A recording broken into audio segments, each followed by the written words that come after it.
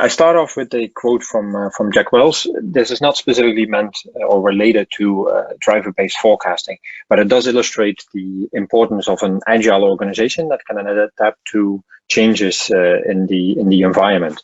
And I think the tools and methods we discuss in this forum are there, to help the organization, keep its competitive edge and outperform the industry. If we move to the next page. Then you can see, before starting with driver-based or any planning for that matter, it's important to ask, yourself a couple of questions in the organization and get them answered correctly. What is really the organization wants to achieve with the planning, right? Is it forward-looking performance, just earning guidance to the market, or very specific things like maybe in a COVID scenario right now that cash flow has a predominant impact, right? And having your planning adjust to that. And the second question is around data quality, right? How good is your data quality? Is it good enough to allow forward steering and performance management? And then finally, also the question regarding the reaction time, right? How is the reaction time in the organization? Does it take very long? Is it long-term projects, or is it much shorter-term projects? These factors all impact on the drivers that you take and how you approach it. If we go to the next page, you see this is a list of some of the different building blocks that you can think of in redesigning your planning process. This is not a comprehensive list of them, but just to give you an example of a couple. I won't go through all of them, but just to give you an idea, scope is one, for instance, and there's some considerations around scope, right? So like I mentioned, do you want to focus on a single item like cash flow, or multiple items like revenue and cost to come to a growth profit, or a full P&L, or even further like a three-way model with P&L, balance sheet, and cash flow. The considerations there are, of course, the relevance of all of these items for your organization, the focus that the organization has, and the amount of resources that it has available or wants to spend on these. And that's where driver-based planning can actually help a lot in the resources.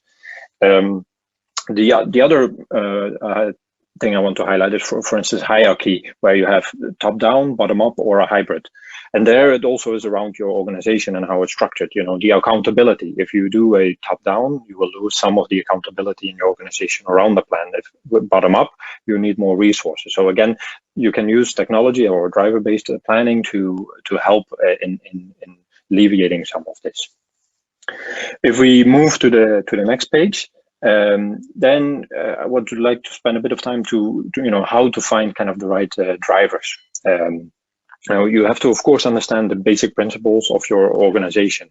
So including frontline people in your organization is necessary to understand what really drives the business and what are the key drivers, right? It's also important to think about what you want to achieve with the drivers, and if these drivers are linked to what you want to achieve with your planning. The third one is removing clutter or unnecessary drivers. If you look to the right, the diagram where I just laid out against materiality and variability. So if an item is not material or not variable, then don't bother even forecasting it, right? Take it out of your plan, because it can just introduce unnecessary noise. If you see something that is material but not too variable, you can use a trend or run rate with that. And then if it becomes more and more variable, you can use driver-based, or if it's very high frequency variability, then you can use more advanced technologies, right? Also think about backwards on what you would want to avoid if it's some kind of collaboration, or if it's some kind of driver that you want to avoid getting into, plan away from those type of drivers, right? If we move to the next page, then we look at the power of driver-based for FP&A.